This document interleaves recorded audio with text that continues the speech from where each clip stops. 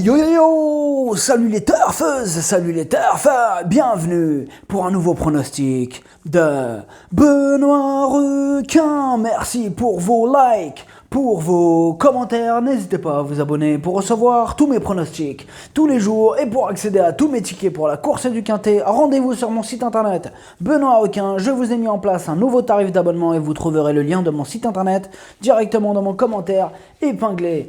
Ok, place au pronostic du Quintet du vendredi 29 octobre, direction Paris-Vincennes pour le prix Junot. Trop attelé, 2100 mètres, 13 partants, réunion 1, course 4, indice de confiance 4 sur 5.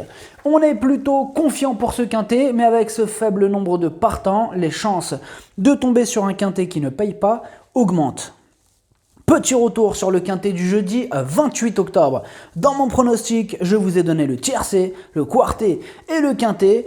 Et pour les membres de mon site internet Benoît Requin, ce mois d'octobre, il monte à 27 379 € de gain et au total, on a atteint la somme de 190 716 € de gain depuis octobre 2020. Ok, c'est parti, on commence le pronostic et on commence avec le numéro 1, Elmika de Viette. On écoute Bruno Marie, l'entraîneur. Elmika de Viette avait bénéficié d'un déroulement de course sur mesure le mois dernier à Caen, où elle avait pris la deuxième place d'une course semblable. Elle n'a désormais plus aucune marge de manœuvre. Elle a hérité d'un bon numéro à la corde, ce qui va lui permettre de patienter en bon rang. Il faudra que tout se passe bien pour conserver une petite place dans le Quintet.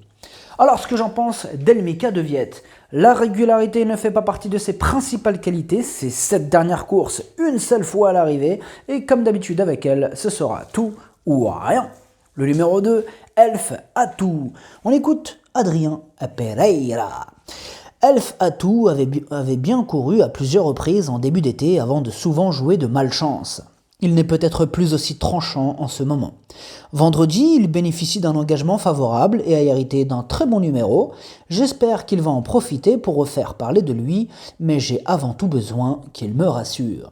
Alors, ce que j'en pense d'Elf Atou, ces 4 dernières courses, 4 échecs. Là, il sera quand même confié à Mathieu Abrivard, mais on a quand même besoin qu'il nous rassure.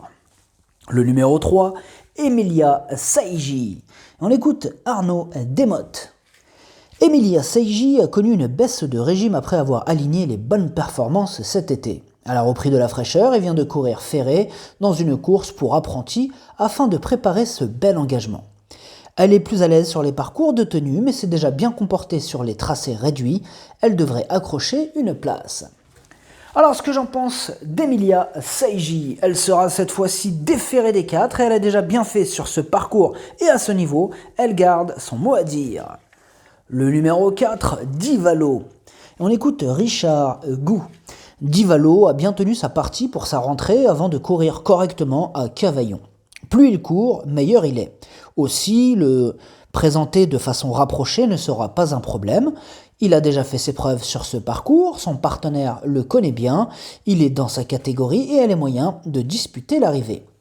Alors, ce que j'en pense de Divalo, il est sur la montante, il a déjà bien fait à Vincennes, il a aussi hérité d'un excellent numéro, il y a de la revanche dans l'air.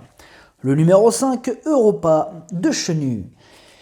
Et on écoute Jean-Michel Baudouin. Europa de Chenu a hérité d'un bon numéro. Les 2100 mètres de la grande piste vont lui convenir. Après sa victoire de Reims, elle trouve ici un bel engagement. Elle fait preuve de sagesse, ce qui lui permet d'enchaîner les bonnes courses. Elle dispose ici d'une première chance. Alors, ce que j'en pense d'Europa de Chenu, il a la pêche, il enchaîne les victoires et les excellentes performances. Il dépend d'un redoutable entraînement. Énorme oui! Le numéro 6, Égérie d'Alouette. On écoute Arnaud Albert Chavat. Égérie d'Alouette est dans sa catégorie. Les 2100 mètres lui conviennent parfaitement.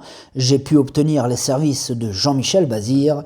Il lui faut un parcours à l'économie et le déroulement aussi aura son importance. Le 6 est un numéro correct. Elle n'a pas les jeunes ni les étrangers sur son chemin. Sa place est à l'arrivée, d'autant qu'elle est restée en belle forme. Alors, ce que j'en pense d'Égérie d'Alouette, elle aussi est en forme, ses 2 dernières sorties sont excellentes, elle sera pilotée par Jean-Michel Bazir, elle s'annonce redoutable. Le numéro 7, Easy Maza. On écoute Romain Derieux. Easy Maza a aligné les bonnes performances cet été. Ses 2 dernières courses avaient pour but de le maintenir en condition. Il était ferré et n'est pas compétitif dans cette configuration. Vendredi, il fait face à un engagement de choix et sera cette fois pieds nus. Je suis retenu à Amiens et je l'ai donc confié à Eric Raffin. Face à de tels rivaux, il a une belle carte à jouer. Alors ce que j'en pense d'Easy Maza, mieux vaut ne pas le juger trop vite sur ses derniers échecs car c'est pieds nus qu'il montre son vrai visage. Là il est confié à Eric Raffin, il va en faire souffrir plus d'un sur sa route. Le numéro 8, Eagle Wind. Et on écoute Franck Nivard. Eagle Wind n'était pas au mieux cet été et j'ai préféré l'arrêter. Il a du mal à retrouver son niveau de l'an dernier. Il a effectué une course de rentrée discrète dimanche à Vire. Il va encore manquer de compétition pour être performant. De plus, il a hérité d'un numéro en dehors. Sa tâche se complique sérieusement. Alors ce que j'en pense d'Eagle Wind, il reste sur un échec le jour de sa rentrée. Attention, il peut faire afficher quelques progrès sur cette course de rentrée. Mieux vaut ne pas le sous-estimer. Le numéro 9, Extra du Château. Bon, on n'a pas les commentaires de l'entraîneur de ce numéro 9. Alors, ce que j'en pense d'Extra du Château. Il reste sur 2 échecs consécutifs, mais attention, il est dans sa catégorie. Et même avec ce numéro piège, attention à lui. Le numéro 10, Diabolo Castelet. Et on écoute Hansen Eric Bondo. Diabolo Castelet m'a beaucoup plu à Enghien où il devait affronter une opposition sérieuse. Il s'est bien comporté à la 5e place. Précédemment, il était trop frais à Amiens. Il s'élance en seconde ligne, cela ne devrait pas poser de problème. Il est en bonne forme et même de mieux en mieux, il est capable de disputer l'arrivée. Alors ce que j'en pense de Diabolo Castelet, il vient de terminer 5e du quintet du 11 octobre à plus de 70 contre 1. Il est sur la montante, on doit lui accorder une note de méfiance. Le numéro 11, Edena Bella. On écoute Florent-Philippe Berthaud. Edena Bella est tombée malade après sa 3e place à Feur début juillet. Elle a été arrêtée pour être soignée et tout est rentré dans l'ordre. Elle a désormais 2 courses dans les jambes et me paraît revenue au mieux. Elle a déjà gagné sur ce parcours et n'a pas les gains en rapport avec sa qualité. Je la crois capable de bien faire à ce niveau. Alors ce que j'en pense d'Edena Bella.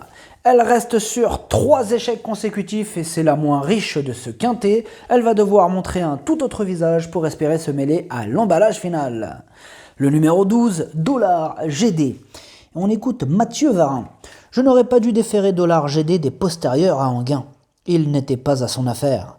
Le matin, il travaille très bien. Bien sûr, il affronte plusieurs adversaires qui lui sont supérieurs, mais il ne faut pas le considérer comme un interdit. Il est prêt à faire de son mieux. Alors ce que j'en pense de Dollar GD, ces 13 dernières courses, aucune fois à l'arrivée, difficile de lui accorder notre confiance dans ces conditions. Le numéro 13, Elixir de Crène. Et on écoute Ernaud Ziamet. Elixir de Crène était un peu moins bien ces derniers temps après avoir enregistré de bons résultats en début d'été. Je n'avais pas prévu de le courir vendredi, mais il a bien travaillé mardi matin et le lot est peu fourni. Contrairement à ses dernières sorties, il sera cette fois pieds nus. Il est malgré tout difficile à recommander chaudement, mais il reste en mesure d'accrocher une petite allocation. Alors ce que j'en pense d'Elixir de Crène, il enchaîne les échecs, mais il sera cette fois-ci déféré des 4. Et attention, dans cette configuration, il a fini 9 fois à l'arrivée en 11 sorties. C'est une surprise possible, ce numéro 13. Le pronostic, ça donne 5, 7, 6, 3, 4, 9, 10, 8, cheval de complément le 2, si jamais un autre nom partant, ça peut arriver. Le 13, merci d'avoir suivi cette vidéo, n'hésitez pas à vous abonner pour recevoir tous mes pronostics tous les jours et pour accéder à tous mes tickets pour la course du Quintet. Rendez-vous sur mon site internet Benoît Requin et venez profiter du nouveau tarif que je vous ai mis en place, à jouer avec modération. Bonne chance, chopez-le moi, ciao.